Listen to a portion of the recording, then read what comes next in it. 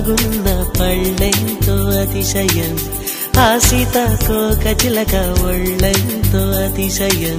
వేణువులో గాలి సంగీతాలే అతిశయం గురువెవ్వరు లేని కోయిల పాటే అతిశయం